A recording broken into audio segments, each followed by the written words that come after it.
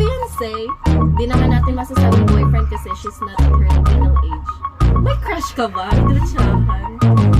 Ang tanong, may crush ka ba, Beyonce? Bakit gusto mo pumunta ng Japan? Bakit yung Japan yung unang bansa na gusto mong puntahan? Parang mas maganda doon. Tapos, yung puro anime ba? Are you a fan of anime? Hindi mo, pero gusto ko makakita ng mga Yeah, ang ganda talaga dun. Since naka-visit na ako sa Japan, sobra talaga parang out of this world yung mga makikita mo. parang ibang-iba. Yeah. Bagay na bagay ka dun. Yeah, so one day, no, hopefully, as the time comes, di natin mapapansin na magva-vlog na dun or may ano na siya dun, shoot with her on-screen partner. Okay. Iba yung ngiti niya. Parang may naamoy ako parang nahahalata ko na. Pero kasi love team yung mga, yung mga beneficiary, hindi ko talaga na-interview. Pero yung mga partners nila, talagang nafe-feel ko na may something na talaga. Ang tanong, charot lang, hindi natin i-hot seat. Mamaya na, pwede mo din ibulong na ako na naman sasabi. Marites yan. Pambihira. Ay, di tayo magmamarites, oy. Pag ako kausap mo, walang marites. Talagang aanuhin natin yan. Sasabihin talaga yung katotohanan. Ay, umayos ka na pag-ngiti-ngiti mo dyan. Yung mahalata nila. Okay. So, by the way, anong ginagawa mo today kasi wala kang pasok? How do you spend your free time ba? Mamaya pa yan. May Practice na saan?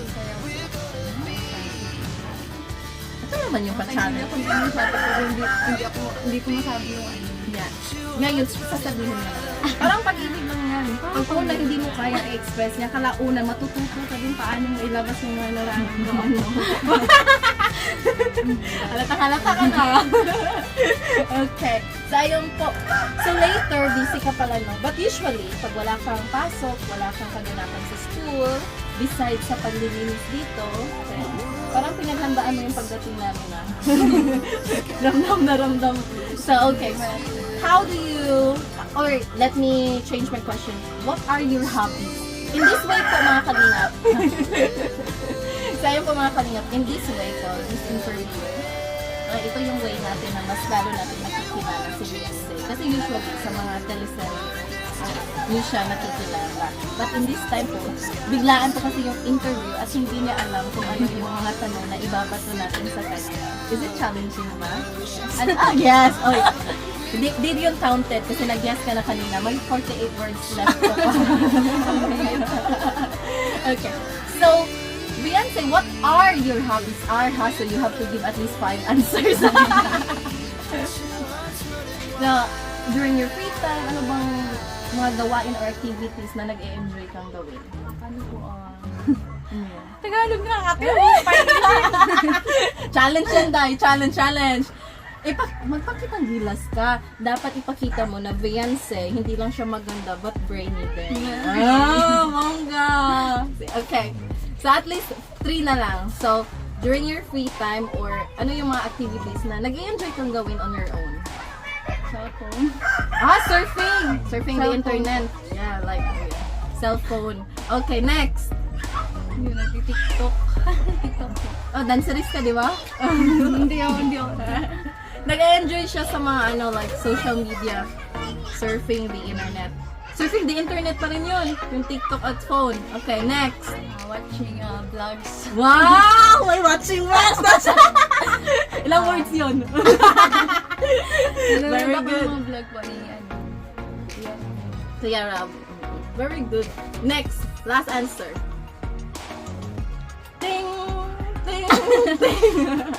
Last answer. Wala na. Yung ano lang. Dito ba hindi sa mga kapatid ko? Yes. Importante din yun. May family. Yes. Ikaw ba yung panganay, if I'm not mistaken? Ako po ang pangalan. Aha. So yun po, as panganay, kailangan mo talagang mag-spend ng time for them. Quality time with the family. Na-enjoy mo ba yun? Yung pagpa-quality time mo sa mga pamilya mo? Yes. Okay. So, ayun po mga kalingap, finally, na-share na po ni Beyonce na yung mga hobbies niya or yung mga gawain na ginagawa niya during her free time.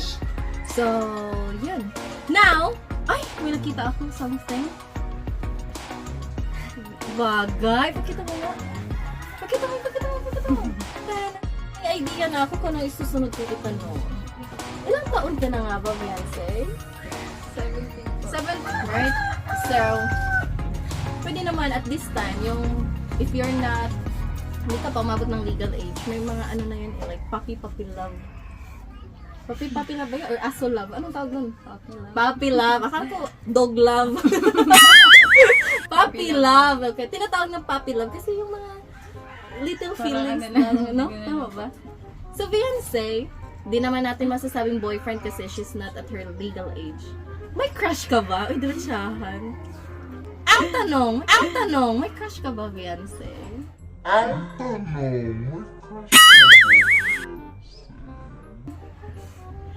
Yes or no? Meron po syempre. Meron po syempre.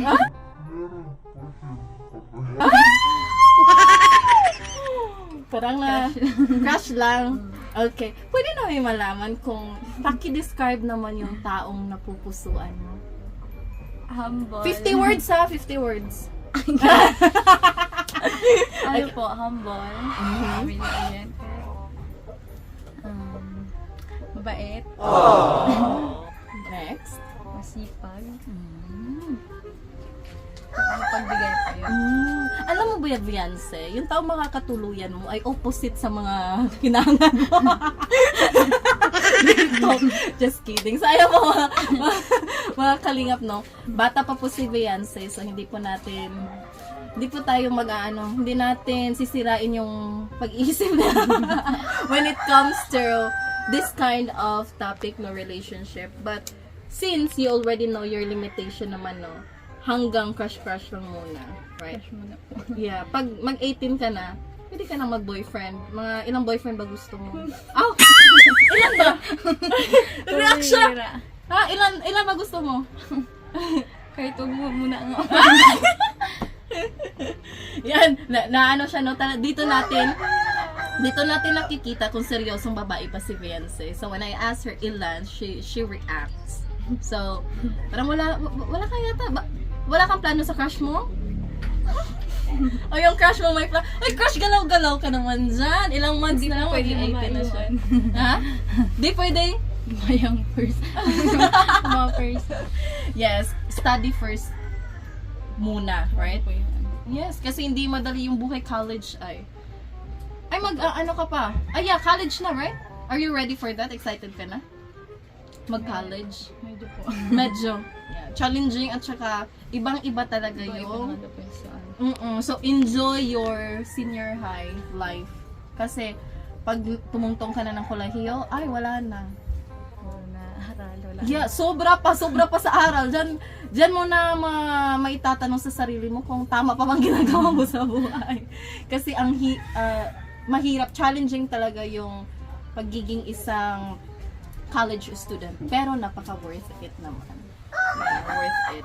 So, ayun po mga kalingap. Ilan-ilan na, no? We have some information patungkol kay Beyonce. Ganda So, ng eyes mo ate. may contact lens. yeah, hindi na ako nag-eyeglasses. Kasi nahihirapan na ako. Alright. So, ayun po mga kalingap, no? Eto, may nais ka bang sabihin sa lahat ng taong sumusuporta at nagmamahal sa iyo? Kasi as far as I know, yung love team mo ay talagang tinangkilik ng lahat.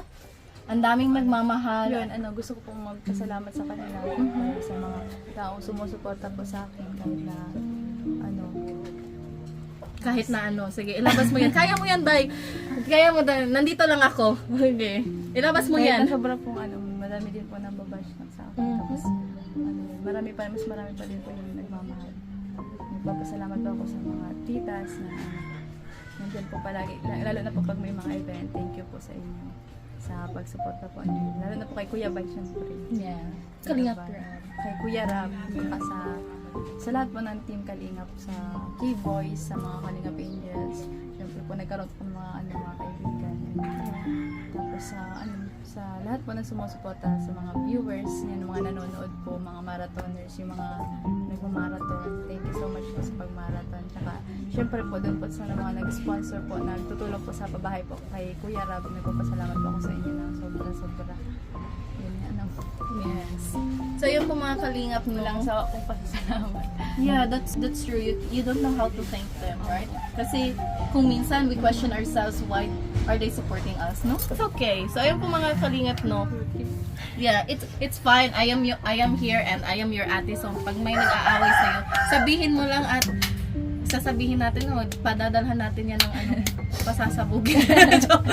Joke lang. It's okay. Do not cry. But yes, feel free to express yourself, no. Let's just be true here. So ayun po, be careful whatever you say kay Beyonce. Kasi nga, first and foremost, hindi niyo po siya you're not part of his family. I mean, hindi mo siya how can I say this one? Like, you're not living in the same proof po to judge her like that. Yung komento niyo lang po ay base lang po sa nakikita niyo sa teleserye niya, right? So, sadly speaking, or let's just be true here, no? Kasi, always remember na yung mga taong nagsisay na